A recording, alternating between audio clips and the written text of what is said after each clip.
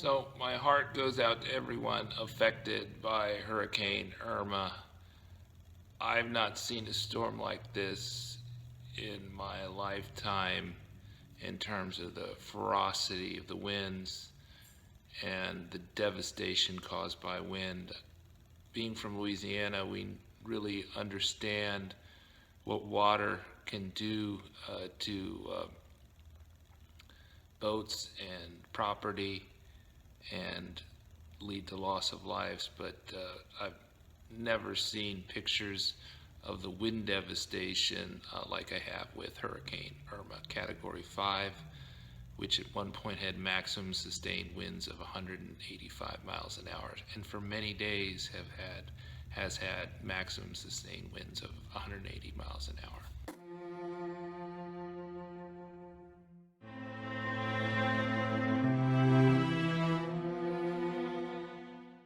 So as a boat owner, what are the things that you can do to protect lives and property?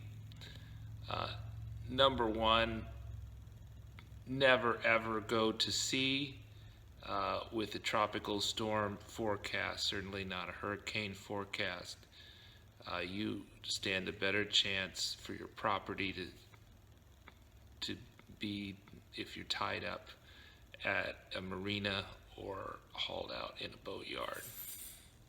That being said, with a Category 5 storm like Irma, there may be nothing that you can do to save your property, but by not going to sea, obviously you can save lives, not just the lives of your crew, but also the lives of potential rescue personnel. Important thing is, do not ride out the storm on your boat. You want to do the best you can with your boat and then leave it, because you will not be able to get off the boat once the storm hits, and you will find that the forces are too great for you to do anything about it. Big things you can do to prepare your boat for a storm. Number one, take off all the sails. It is extremely important to take off the foresail.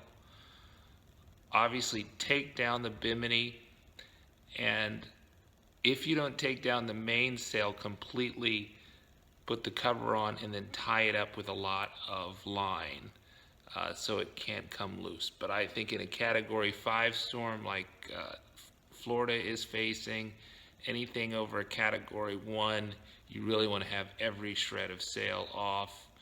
You don't want to have jerry cans out. You don't want to have anything that can fly off.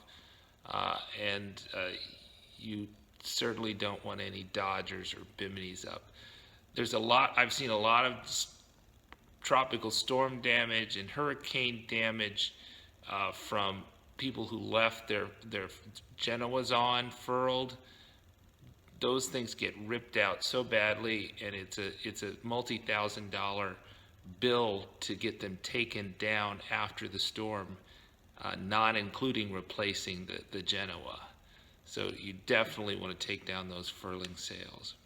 Taking down the sails is part of the decommissioning process we do every season, and we've taken off our sails for tropical storms in the past.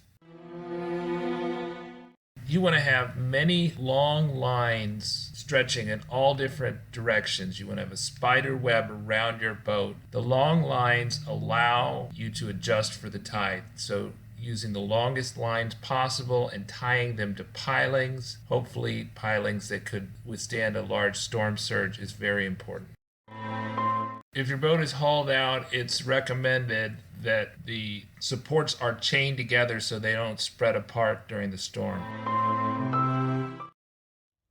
You want to follow the advice of your authorities about evacuation. So places like the Florida Keys definitely are not places you want to be in a Category 4 hurricane. Even if it's downgraded significantly, it's just not safe to be there. There's not enough high ground. If there's a huge storm surge, you'll be cut off. you probably have no help for a very long time if you try to ride out that. The key is you want to be on high ground wherever you ride out a storm.